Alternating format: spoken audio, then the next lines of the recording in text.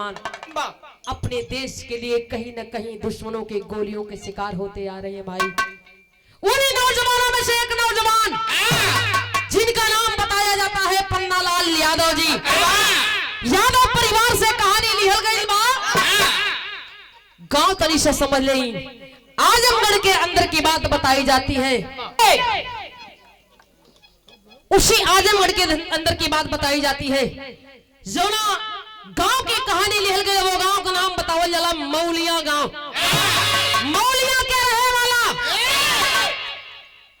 एक कोदई यादव जी। कोदई यादव जिनकी धर्म पत्नी का नाम बताया जाता है कुंती देवी। अरे बाबू, मालिक 3 गो बेटा दिले बाड़न। दोनों पति पत्नी घर गृहस्थी करके खेती बाड़ी करके परिवार का परवरिश करत हमन। जोना में बड़का बेटा का नाम बतावल जाला राम अवतार यादव जी, और छोटे वाले बेटे का नाम बताया जाता है चंद्रकिश यादव जी। मझिला बेटा जिकर नाम बतावल गई पन्नालाल यादव जी। खेती बाड़ी करके परिवार का परवरिश होत हो।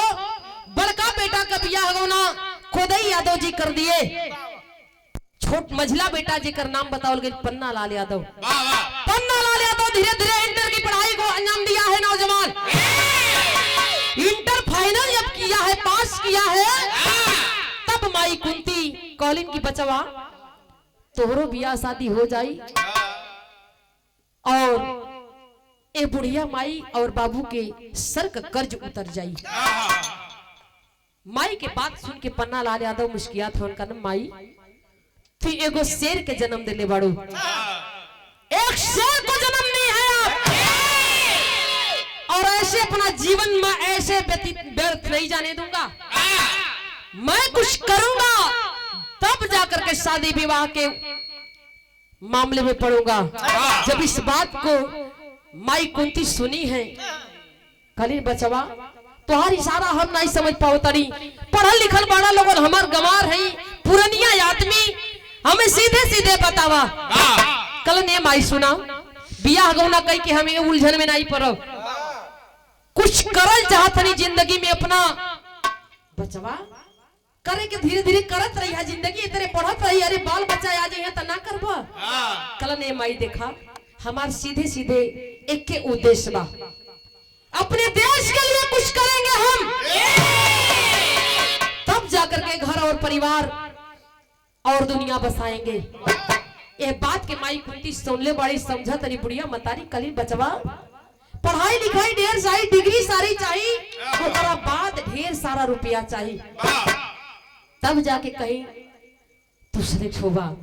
ये बतिया के सुनले बड़न कल रे माई पैसा का तू चिंता मत करा। समझावत ही माई कुंती बाबू तुहार गरीब खेती बाड़ी करके परिवार का परवरिश कैलन, बड़का भाई का तोरे घर परिवार बसा देलन। तू सपना बड़ा बड़ा देखा तला बचवा इतना रुपया हमारे पास नहीं खे बा। कल ने माई अपन आशीर्वाद दे दा, तुहार आशीर्वाद हमरे खातिर रुपया पैसा दौलत सब कुछ बा। अगर तुहार आशीर्वाद मिल गल तो हम हो सकेला कामयाब हो जाए। आई बाबू माई आशीर्वाद दनी बचवा, मोरे आशीर्वाद के बात है तो मोर आशीर्वाद तो उनके साथे बलाल जा करके अपने काम के अंजाम दा। हम नहीं बोलब जब तक तू खुद नहीं कहबा। माई कुंती के बतिया समझ के पन्ना ले आला दियो, अपने काम को आगे बढ़ाने का काम करे। बाबू परिवार की परवरिश हो रही है, लेकिन आर्थिक स्थिति बड़ी कमजोर भी आ। देख के समझावत हन, पैसे की कमी की वजह से पन्नालाल यादव धीरे धीरे ट्यूशन डाल दिए बच्चों के लिए, और अपनी कोचिंग के हिसाब से अपनी पढ़ाई को अंजाम दे रहे हैं। समय धीरे धीरे बीतत दियो भाई का बतावल गई कहानी आगे बढ़वा है।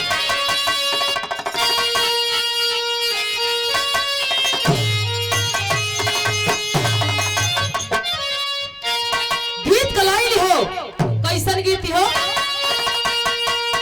भैया भैया भैया हेलो भैया के छुआ मत।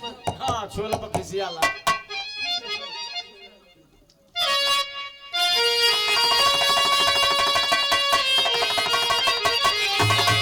गीत गलाई हो गीत बा कि कवना कराई पिया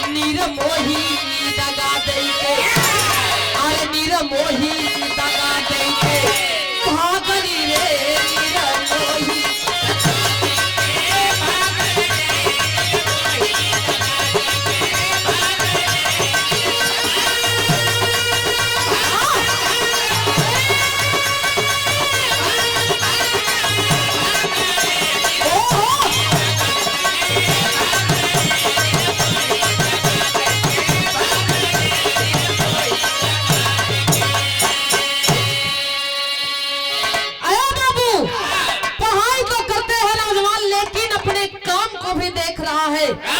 जैसे जैसे वैकेंसियां आती रही वैसे वैसे फार्म भरता रहा। धीरे धीरे कुछ दिन प्रयास कैलन, किस्मत साथ दे दे लेबा, सपना साकार हो जाता। हैदराबाद में 31 बटालियन ने भर्ती हुई और नौजवान ने फार्म डाला, आदेशों बुलाया गया, चल दिया है ट्रेनिंग पर। जहां पर 31 बटालियन की भर्ती में चला है नौजवान और तोप चलाने की ट्रेनिंग दिलवाई गई है। 6 महीने की ट्रेनिंग से जब वापस घरे आई बड़ तब वो अभी माई का सपना हुए बा, बेटा तो सक्सेस हो गया, कामयाब हो गया, लेकिन अब पतोहे का सपना लागल बा। बात बढ़ गई आगे, कहानी मास्टर भाव में कभी लिखल, अरे बाबू को दई जान सजे और दुआरे परतिया, कि बाबू को दई जान सजे दुआरे परतिया, अरे कुंती कहिया जोड़ायल हो तरते कन्या के चेहरा पढ़ायल।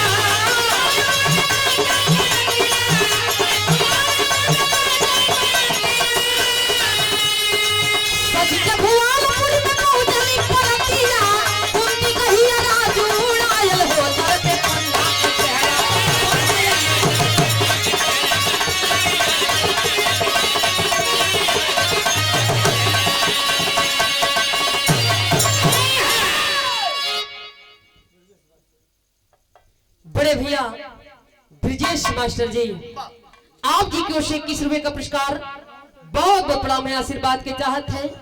अरे बाबू 2005 की बात बताई जाती है। 2005 में नौजवान जब ट्रेनिंग से वापस आया है, रात शाम के आई बड़ा, रात बीतल बा, सुबेर भइल, चारपाई पर से उठ के बैठलन, माई कुंती उठल बाड़ी, आय के मथवा पे हाथ दे के सोहरावतनी बचवा, तोरा के बड़ा दिन देखले हो गई, लागत है कि बहुत बरिस का देखले बाड़े। ए बाबू झूठा ही ना लोग कहेला, वो भागा बाड़े जेकरे घरवा माई नहीं खे, माई के अचरा के छाव में जे रहेला ओकर सगरो दुनिया ओकरा अचरा के छाव में बा, और जेकर माई नहीं खे ओकरा दिल से तनी सा पूछब।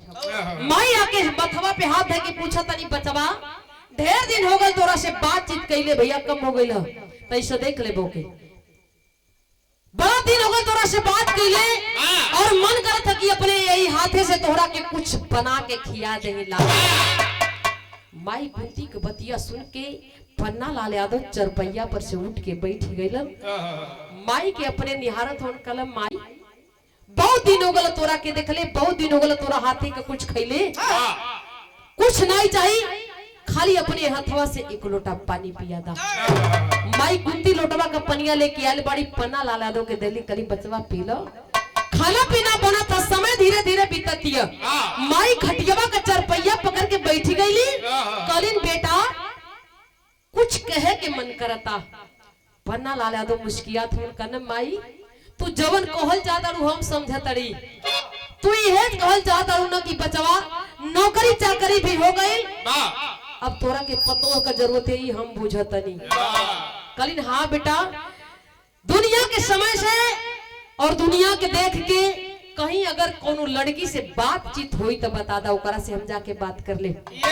कलन ए माई तोर बेटा ऐसा ना कर सकेला, तू जौना लड़की से शादी करे के तैयार है वही लड़की से हम शादी कर ले, हमार मन का सपना अब पूरा हो गई बा, अब कोनो रुकावट नहीं खे। अरे बाबू माई सुन ले बाड़ी, और ये बतिया के आगे बढ़ौली।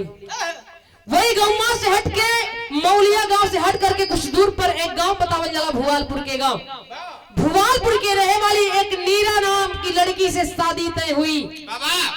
वैसो भी आज के डेट में अगर कोनो भी परिवार से कोनो भी बेटी बेटा कहीं सेलेक्ट हो जाता वहां तो वहां तिलकरुआ से दुआर होकर खचाई जाता। तड़ी तला बात हो गई, नीरा नाम की लड़की से शादी तय हो गई। अरे बाबू धीरे धीरे समय आ गई जब सज धज करके बारात मौलिया धरती से चल दी है भुवालपुर के धरती पर। रात की बात बीतती है, धीरे धीरे शादी संपन्न हुई। सुबह हुआ है जब दुल्हन घर पे आई है।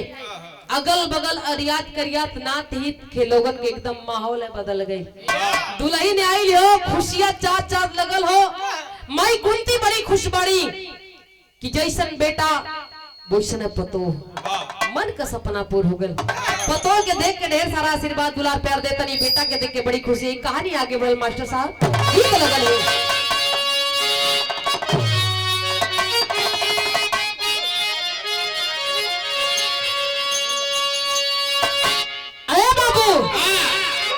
बतावल गई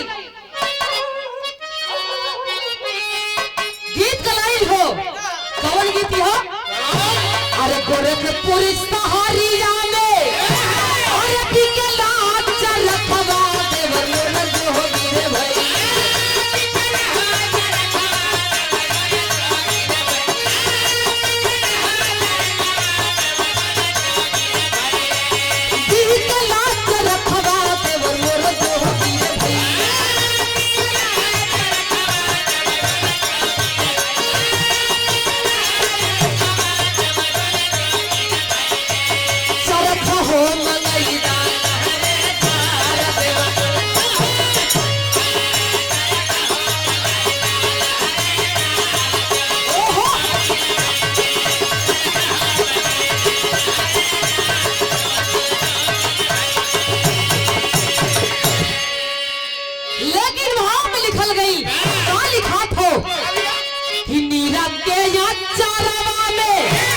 नीरा के या चारवा में अरे खिलला हो मनवा बनवल भाई रे।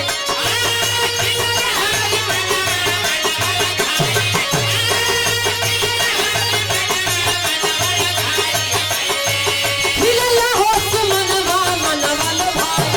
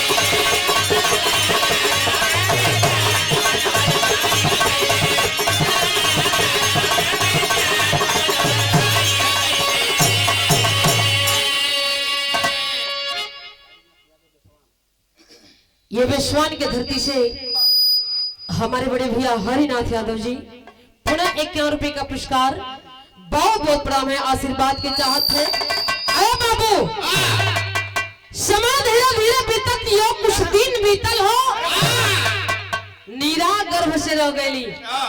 जब नीरा गर्भ से रही अरे बाबू धीरे धीरे 9 महीने का समय बीतल बा। 9 महीने का समय बीतल और जब 9 महीने का समय बीतल बा, खुशियां से लोग रोज आंख बिछा कर इंतजार करत हो। जैसे होला पुरखा पुरनिया जगह घर में रही तो कहीं आज पतो है कमरे गोड़ भारी बिया। देखा भगवान एगो सुघर मुघर पोता दे देता हूं, पोती का एको बेरी नहीं मुंह खुली। पोती हो जाए तो दहेज लागी, पढ़ाई लिखाई लागी, लेकिन आज के युग में बेटी कहीं बेटन से ऊपर बढ़ी। लेकिन माई कुंती का भी यह लालसा बा कि पतोर का गोड़ भारी बा, भगवान एगो सुघर पोता दे देता तई कुंती खुशी खुशी मरत कोनो गम ना रहत। अरे बाबू 9 महीने का समय बीतता है, मालिक सुने हैं उस बात को, और एक पेट से 2 गो बेटा बड़ा सुघर भइल बड़त। एक के बेटे नीरा के एक पेट से 2 बेटे हुए हैं। दोनों बेटा जोड़ुआ भइल बड़ा, जेकरा के लोग कहला जोड़ुआ पोती पोता भइल बड़ा। जोड़ुआ बेटा भइल बड़ा खुशी बा। खुशी के बारे ए बाबू मंगल सोहर मंगल चार होता। समय धीरे धीरे धीरे धीरे बचवन के परवरिश होती है, बीते लागल। माई कुंती खूब एक कटोरी तेल लेके घसे लगली, कहे पोतन के आज पहलवान बना के जवान करब, तो बेटा हमार जाके दुश्मनन से अगर आमना सामना करत होता, हमार पोता काहे कम रही है। माई कुंती का लालसा बा पोतन का धीरे धीरे परवरिश होती, जोने में दोनों बचपन का नाम बतावल जाला, ऋतिक और रितेश। अरे बाबू दोनों बेटा धीरे धीरे पले बढ़े लगलन और धीरे धीरे सयान भइलन। जब शिक्षा दीक्षा के लायक हो गइलन, तब घर वालों का आदेश हुआ है कि बच्चों को अब शिक्षा देने का समय आ गया है, किसी अच्छे स्कूल में दे करके अच्छी शिक्षा दे जाएगी, भविष्य बनाने की सोचते हैं बाबू। नीरा दुल्हनिया परिवार के आदेश का पालन करते हुए बच्चों को लेकर चल रही है बनारस के धरती पर। बनारस के धरती पर लेकर के एक किराए के मकान में रहने लगी, और दोनों बचपन का एडमिशन आरोही स्कूल में हो गई। पढ़ाई लिखाई होती है, धीरे धीरे धीरे धीरे कुछ समय बीतल गया। समय बीतल है बाबू, कहानी आगे बढ़ गई। मास्टर साहब गीत लगल हो।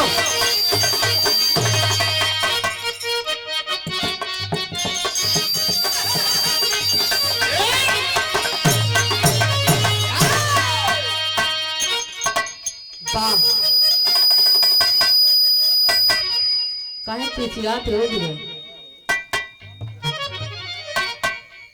समय धीरे धीरे बीतल बा,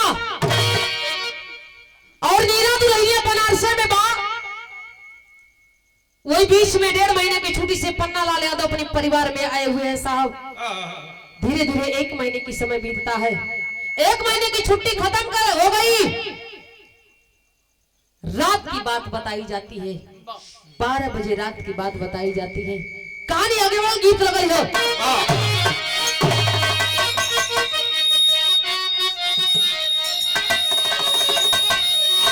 मोर भैया तरी से समारा एक नहीं वाला। हेलो, अरे हम गवन नहीं जा,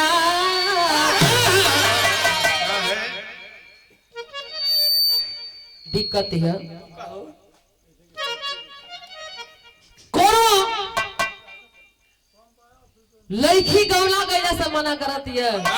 ए दादी जी, अरे हम गवनवा नहीं जा, कि हम गवनवा नहीं जा, हम गवनवा नहीं जा।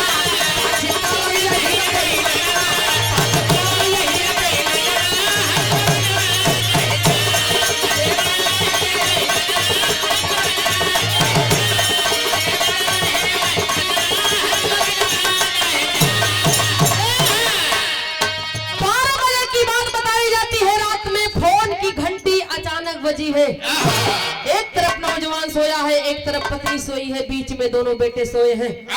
रात की बात बताई जाती है, फोन की घंटी घनघनाने लगी। वहाँ क्या बताया जाता है, एक रिंग तो हो गई, दूसरी रिंग जब होने लगी, नौजवान देखता है पहली नींद लगी है। फोन को उठाता है, कान पर लगाया, हेलो हाँ सर, क्या बात है, सब कुशलता है ना? जब कुशलता पूछा है तो आवाज आती है फोनवा में, कैसन आवाज बा बतावल गई कि जल्दी आवाज जवानवा, जल्दी आवाज जवानवा, मेरे पहले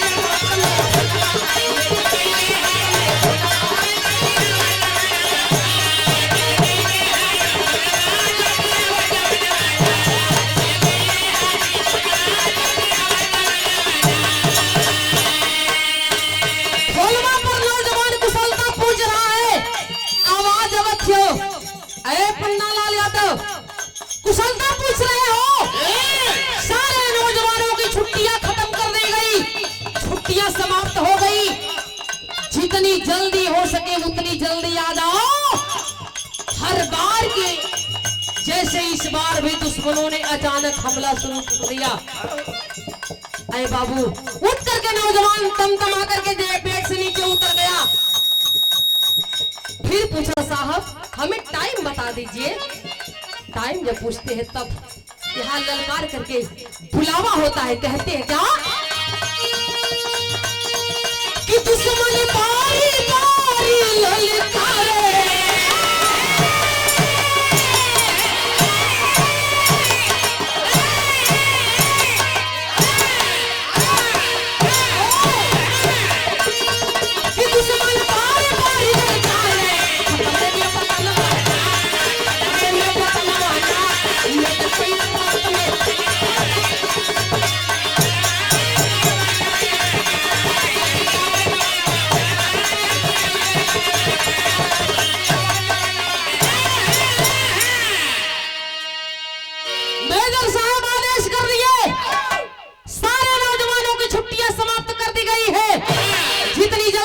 उतनी जल्दी ड्यूटी पर तैनात होकर आ जाओ।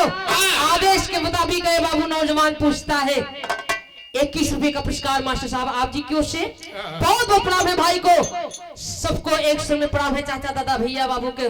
ए बाबू नौजवान उठ करके खोलता है खून, पूछने लगा ऐसा आप हमें ललकारते हैं हमें? अरे हम तो देश के लिए पैदा ही हुए हैं, तो हमें कैसी ललकार? आदेश करिए, आप जगह बताइए। समय के बराबर अपने पहुंचे, हम भी अपनी हिंदुस्तान के बेटे नहीं। अरे बाबू आदेश हुआ जितनी जल्दी हो सके उतनी जल्दी आ जाओ। दुश्मनों ने अचानक हमला शुरू कर दिए हैं, ना जाने कब के दर हो जाएगा। सारे नौजवान बुला दिए गए हैं, आप भी जल्दी से आ जाओ। आने की जितनी वक्त लगे वही है। अरे बाबू घड़ी देख करके नौजवान देखता है 12 से नीचे सुई भइल बा। देखने बा उठल नौजवान अपना हाथ में धुलता है और अपनी वर्दी बेल्ट को कस करके दुल्हन को आवाज देता है, नीरा ए नीरा, आवाज दे दो तू सूतल बाड़ू। अरे पगली सोई है, मेरा बुलावा आ गया, मुझे जाना जरूरी है, समय नहीं है मेरे पास। तिलक का करके लगा दो, ना जाने कौन सी रात आखिरी हो, ना जाने कौन सी बात आखिरी हो। दुल्हनिया उठल बयाक मिच के सैया के तरफ देखले बकलस की राजा जी इतनी बेला आप जातनी ठीक नहीं खे लगत, मन बड़ा घबराता। टीका लगाओ, समय नहीं है मेरे पास। टीका लगा करके बहिया पकड़ ले समय इतनी बेला मन जा, इतनी बेला मान जा, हो तो भर में चल रही, हम नहीं रोकब। डांटता है नौजवान, है जा मेरे सामने से। तू एक बहादुर की पत्नी होकर के कायरों जैसी बात करती, तेरे मुंह से शोभा नहीं देता है। ऐसा लगता नहीं कि तू मेरी पत्नी हो। अरे बाबू इस बात को सुनती है दुल्हन हट गई 2 कदम पीछे। कलश कैया जी आपका दिल दुख खोले का हमार इरादा नहीं रहल, आप जा सकीला। अरे बाबू होता क्या है बताया गया।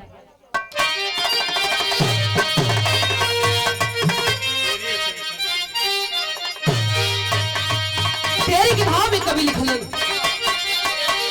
अरे दुलारा याद में कर कसरवा, ए बाबू दुलारा याद में कर कसरवा, कसर पर कफन पाद कर दुश्मन को ललकारा।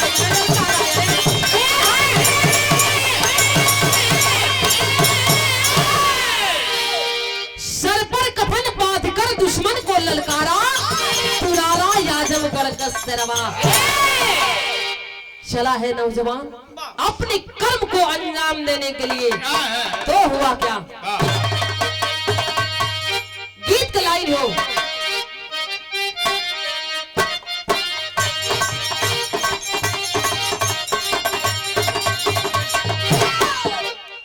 मामा कहाँ गायब होगा लगी है जी? मामा तो लीला से आवता लाइन हो, कवन गीत हो, ये गीतिया के तरी से ताली बज जाए के चाहिए, पैसा ना लगा था ताली में, पैसा लगा सब कर देवे के थोड़ी थोड़ी क्यों ना क्यों, थोड़ा थोड़ा अगर सभे जने दे देता तो हमने का हो जात भला। अरे भाई दुकानदारी बा, वीरेंद्र बाबा अरे माताजी स्वर्ग से ताकत हो जाती है माताजी को तो कितना देता दोनों जने मामा बड़ा लेकिन एक एक लम्हा आज मन मिजाज बनत नहीं खे आपको लगत है कुछ हेराई लगा मामी से कहीं झगड़ा वगड़ा नहीं खे ना भाई गीत गलाई हो ये गीतिया के हमरे स्वर्गीय गुरु बेचन जी गावे अपने जमाने में बड़ा सजा के गावे तब तो गवैया रहलन लेकिन अब परिवर्तन हो गए पहले भी बतौनी है वो सब प्रयास सब कर रहेला प्रयास हमरो बा प्रयास लिखल गई कैसन गीत लिखा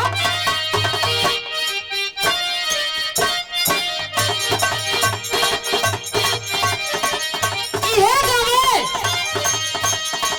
बहुत नाम को चलना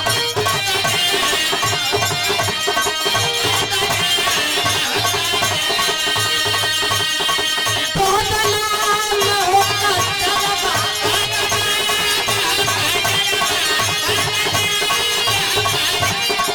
बहुत नाम हो चलना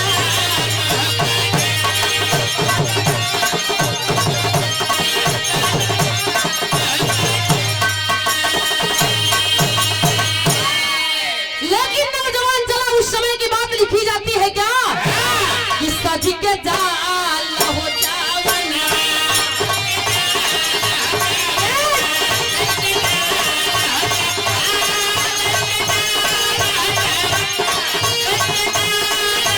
सज के जाल हो अरे चलला भवनवा से पन्ना जवनवा मन में घुमड़ तूफान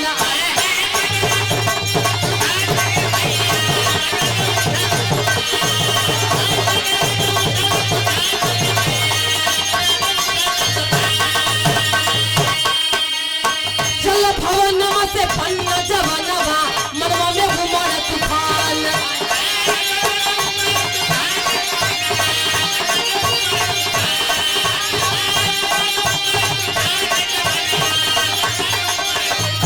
अपनी बुनाइया से होई है लड़ैया अपनी बुनाइया से होई है लड़ैया लेके करब घमसान हो चवना सज के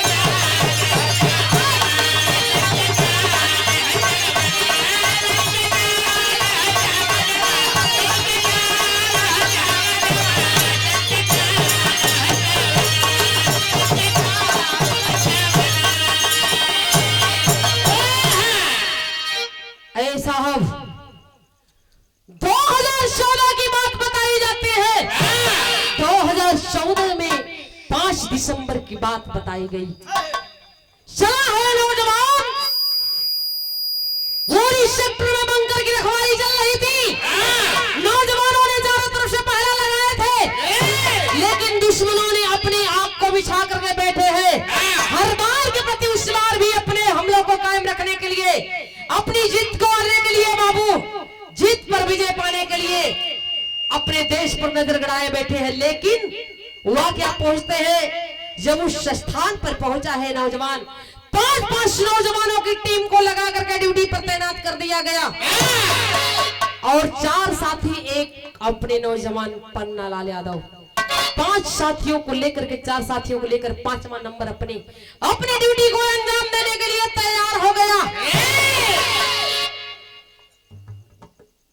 जिनमें अगल बगल देखल करो तुम अपने बंदूक में गोलियां भर करके लेकर के दुश्मनों पर नजर गड़ाए बैठे हैं कि सार मिला तो यही भून नहीं जनों में कई पूछते न लोगों का पता नहीं चले इस बात को अंजाम देने के लिए देखता है नौजवान होता क्या है बताया गया कहानी आगे बढ़ गई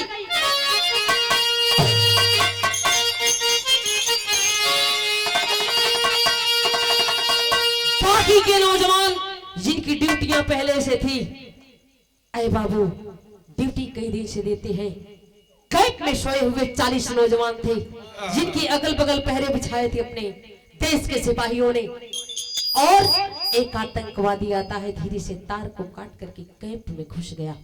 जब कैंप में घुसा है तब की बात बताई जाती है, गीत का लाइन लिखल गई।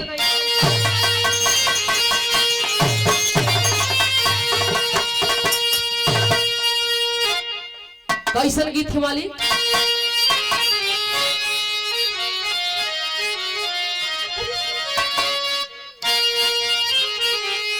वाह, वो लाइन हो।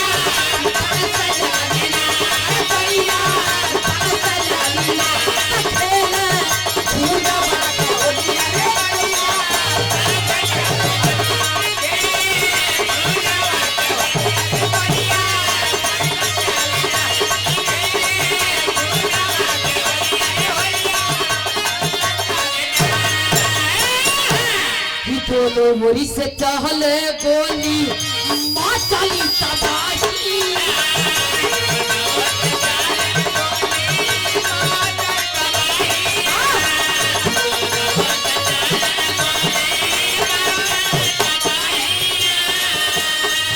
मेरा चाचा मारा पन्ना ज्यादा वाली गोली।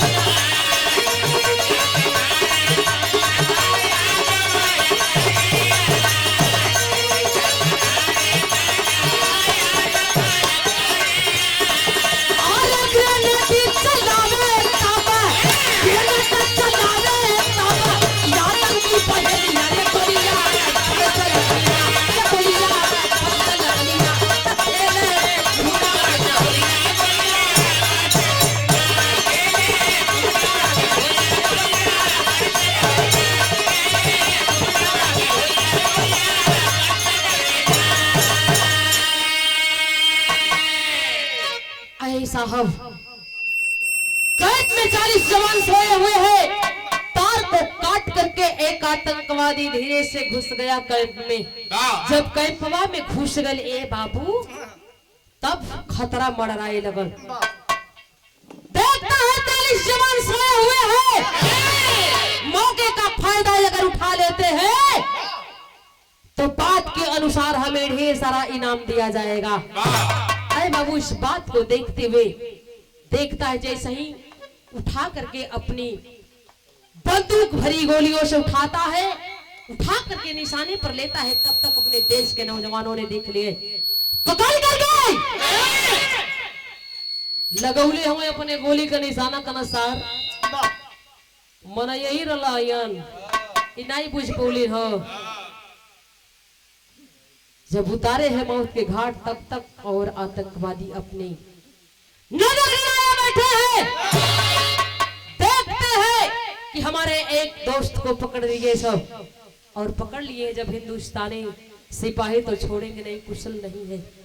वो क्या बताया गया, पन्ना लाल यादव की टीम अपने आगे आती है और सारे खतरे को झेलते हुए आगे जब बढ़ी है, गोलियों को उठा करके बंदूक भरी गोलियों को लेकर के खेत के जब पार के लग कलश तार एनिए बड़ा लो एनिए सुना कहा तिनका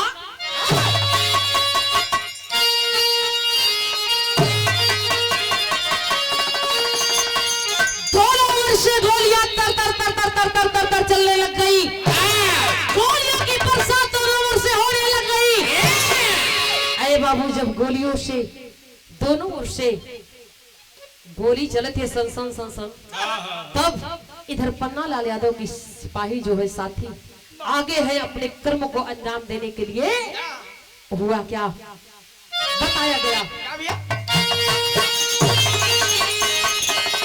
वाह, गीत से निमन भावा कैसे भाव दिया गई मालिक।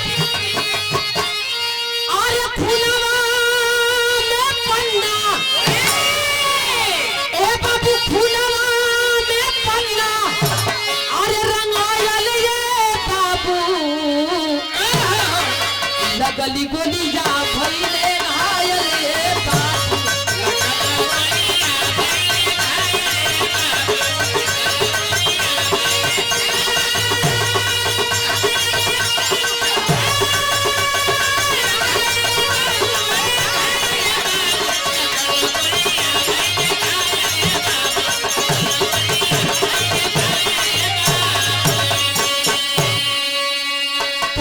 गोया तंकिन के पन्ना गिराए और सर में लगली गोली पीर भर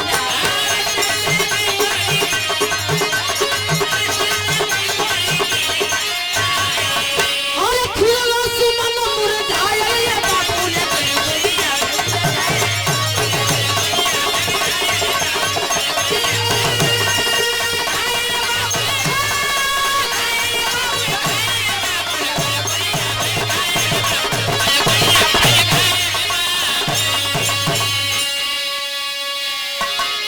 साहब पन्ना लाल यादव के 4 साथी और अपना 5वां अपना नौजवान चाल की बाजी लगा करके जब 6 आतंकवादियों के रेल के पार कैलन, खेत के जब कुछ दूर ले गए और ले जाके वही झाड़ियों में गला नवा सर यही सूतल रहा लोग। जब 6 को आतंकवादियों को मार के गिराता है नौजवान, तब तक एक आतंकवादी देख करके डर गया कि हिंदुस्तान के सिपाही हम लोगों के सिपाहियों पर बीस हो रहे हैं। डर के मारे उठा करके ग्रेनेड फेंकना शुरू कर दिया। जब ग्रेनेड फेंकने लग गया तब मामला इधर गंभीर बा। पन्ना लाल यादव के 4 साथी उसी ग्रेनेड के चपेट में आकर के आई बाबू देश से 4 सिपाही शहीद हो जाते हैं और 5वां पन्ना लाल यादव खून से लथपथ शरीर, जख्मी शरीर उठाता है बंदूक को अपने जिनमें सारी गोलियां लोड हुई थी और लेकर पिछवाड़े ले कलक के कहो सार तो वही मजा ले लेके मारा तारा उठा करके सीने में लगा करके जितनी गोलियां थी सब उतार दिया और घायल शरीर घायल अवस्था में झाड़ियों के किनारे से जब सहारा लेकर के निकलता है, देखता है वो देश का बहादुर बेटा कुछ ही क्षण बचा है। होता क्या है बताया गया।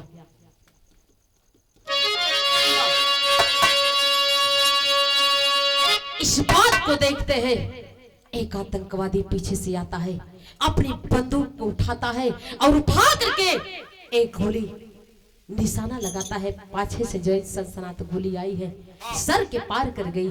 जब सर से पार कर गई गोली है ऐ बाबू तब बचना असंभव है, मुश्किल हो गया। वो देश का बहादुर बेटा घूम करके देखता है और देख करके देखता है जब सर में चोट लगी, सर में गोली लग गई, तब बचना असंभव है, जिंदगी जीना। देश का बहादुर बेटा वंदे मातरम का नारा लगा करके जय हिंद जय भारत का नारा लगाते हुए देश का बहादुर बेटा इसी भारत माँ के आंचल में गिर करके और अपनी आखिरी सांसें गिर देता है।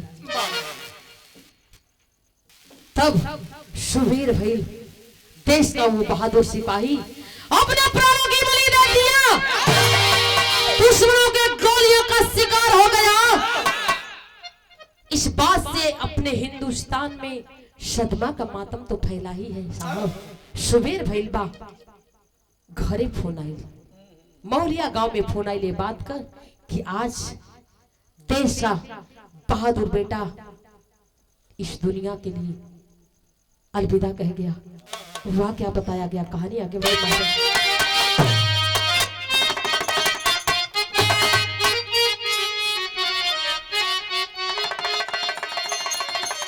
गीत गलाई हो लेकिन गीत से निमन भाव बा कवन भाव बा मास्टर। अरे मुहवा निहारे माई तारी के कफनवा रे तारी के कफनवा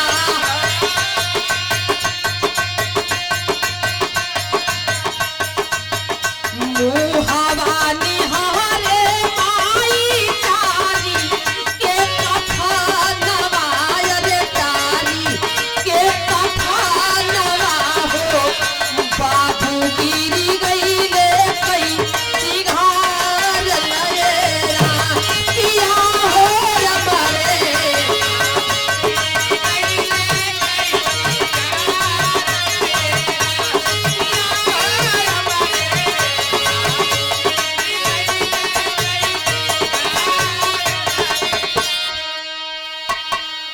कि रामाया अवतार भैया रोवे बलि बौरा हवाय रे रोवे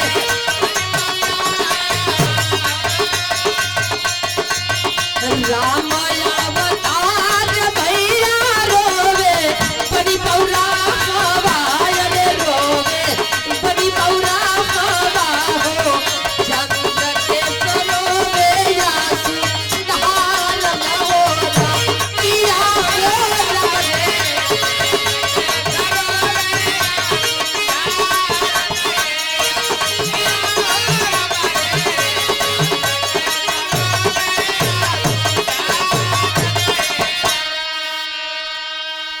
अरे बाबू जब इस बात को सुनते हैं पूरा हिंदुस्तान में मातम पसरा हुआ है।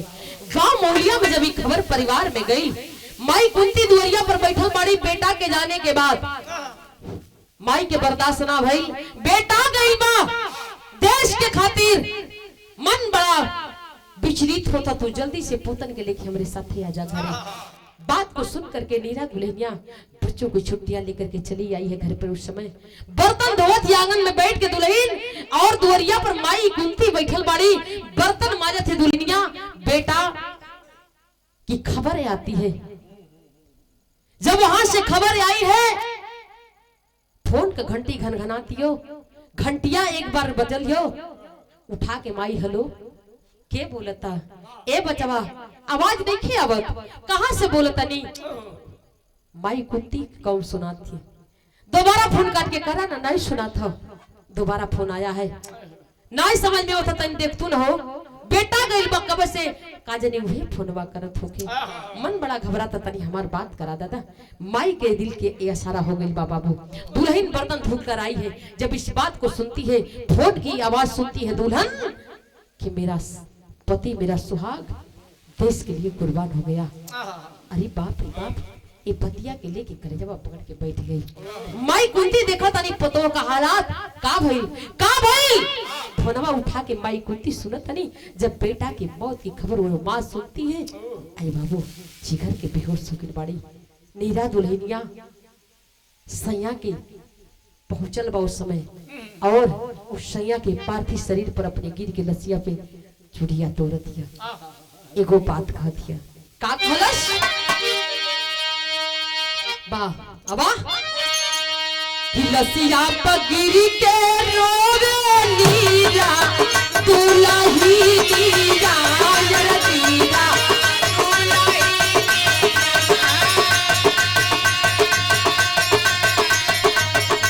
लसिया पर गिर के रोवे नीरा दुलही नीरा जरा नीरा दुलही नीरा हो वादा कई के गईरा भुलाय न होना किया हो रमरे।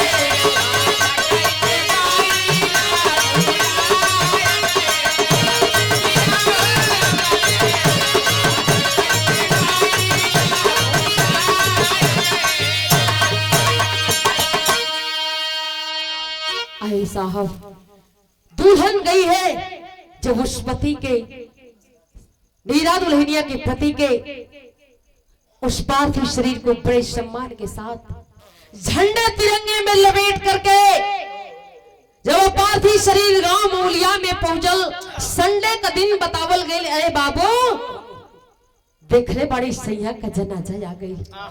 अरे बाबू भागते हुए पागलों के जैसे परिवार के ऊपर पहाड़ टूटल, अगल बगल नहीं बल्कि पूरा अपना देश ही सदमे में बाबू रोते हुए बिलखते हुए पहुंचती है। सैया के जनाजा पे गिर के चूड़िया दौड़त है, लेकिन दोनों बचवा जब रीति को रीतिस पहुंचल वाला। मम्मी मम्मी पापा के बोला, मम्मी पापा एक बार बात करे ना। मम्मी पापा बात ना करत हो, बहुत सारी बात करे रहलन मम्मी, ढेर सारा चॉकलेट लिए करे रहलन मम्मी। पापा सुतल बड़ा जागत नहीं थे, मम्मी पापा के जगावन कलेजा फट जाता है बाबू। जब पापा पापा करके वो दोनों बेटे अपने पिता को बुला रहे हैं आवाज देने के लिए कि कान तरस रहा है कि मेरा पापा बोल नहीं रहा है। कलेजा फट गया उस मां का जब अपने बेटे को जनाजे को देखती है, बेटे के पार्थिव शरीर को देखती है, कलेजा चीर करके रोती है कि बेटा मुझे एक बार मां कह दे।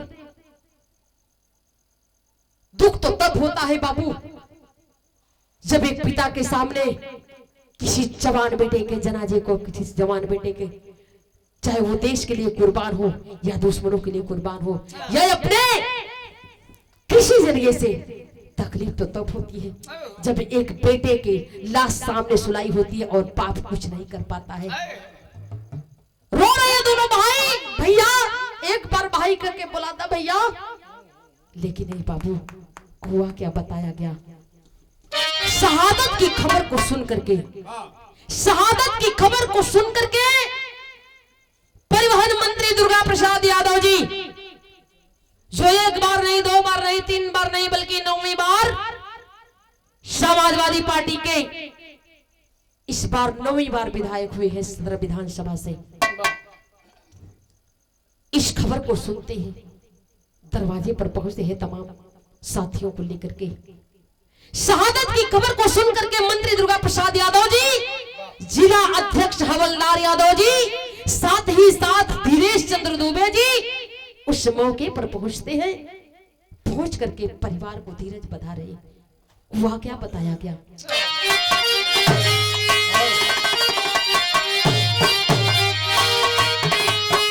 गया तो सबका धीर, अरे धरा वो ग्राम बहुलिया में, ए बाबू तुरे गया तो सबका धीर, धरा वो ग्राम बहुलिया में, एसपीडीएम का सुमन चढ़ावे ग्राम बहुलिया।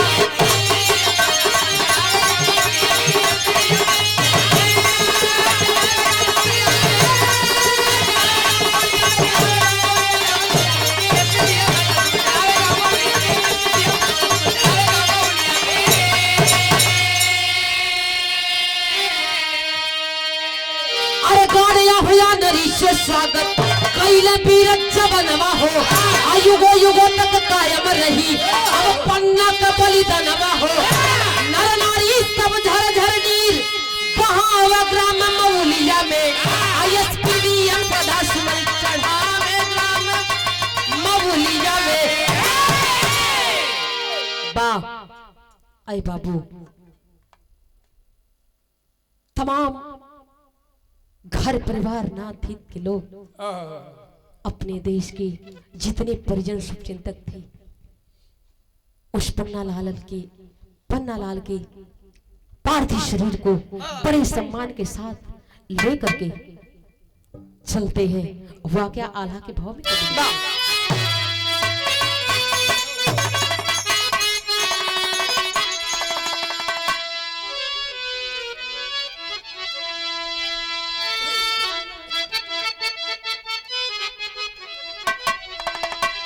लसिया उठा के चल ले, अरे लसिया उठा के चल ले, सीमा का जवनवा ये भैया,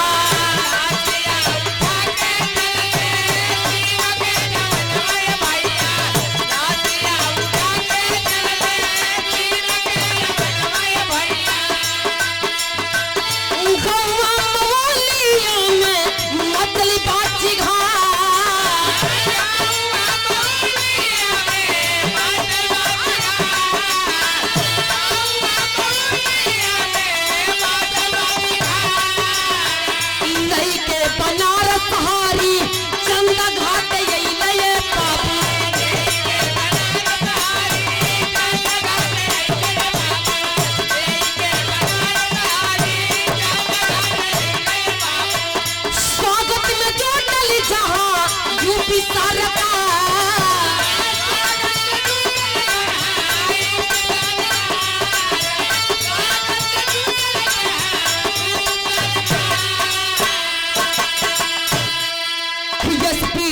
पीटीएम अरे यही ना वो ही खरिया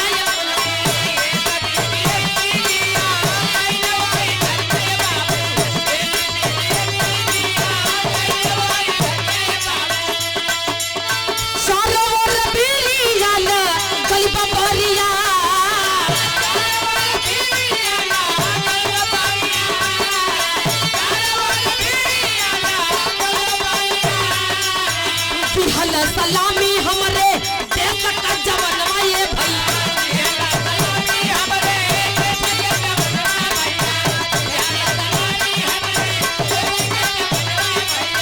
बाबू को दैया दो कैले अंतिम संस्कार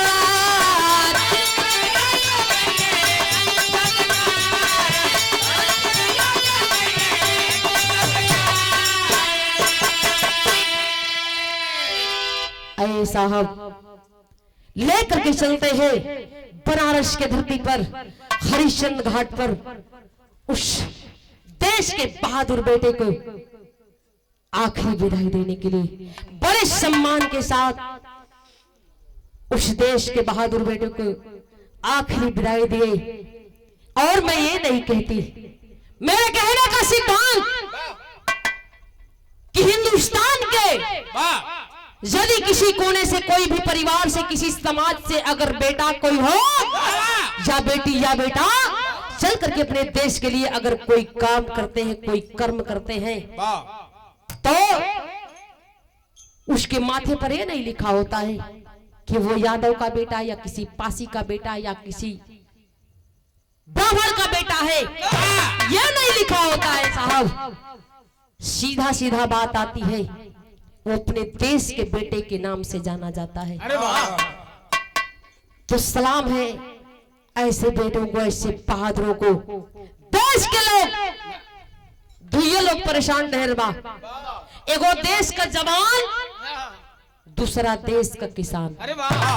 बाकी लोग तो मजे से खूब बढ़िया से दिन भर कुछ करते बा, चाहे हारमोनियम बजाओ, चाहे बिरहा गावत हो, चाहे रिकॉर्ड करत हो, चाहे चैनल चलावत हो, लेकिन साजी का तो नून रोटी भले भले होता ना।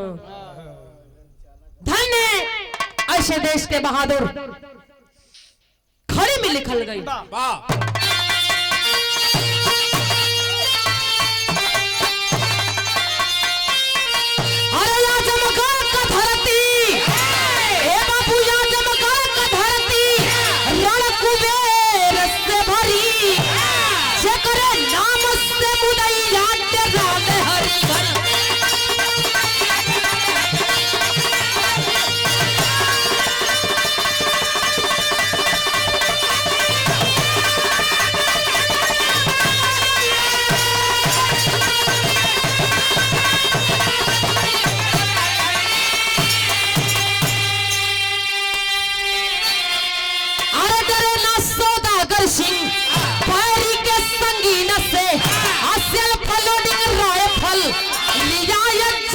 चीन से तो सौदागरी के वीरता के अरे पता का भारी जेकर नाम से मुदई याद राम।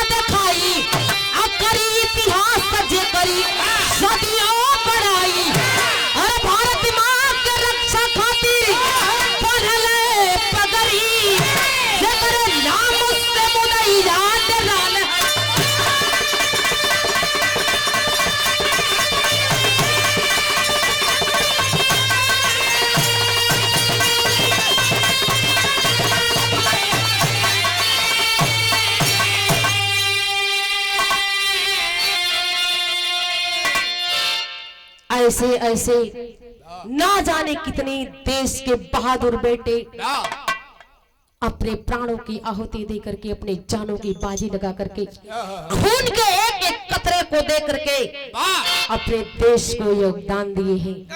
तब जाकर के हमारा देश आज आजाद है बाबू।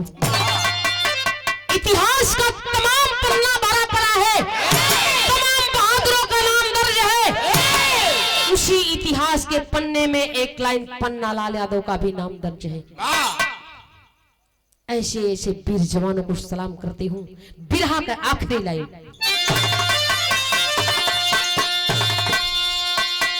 कि गुरु बिहारी गुरु गणेश धन्य देश के लाल, विमल चंद्रिका कवि के सोचते नहाली गए चंडाल।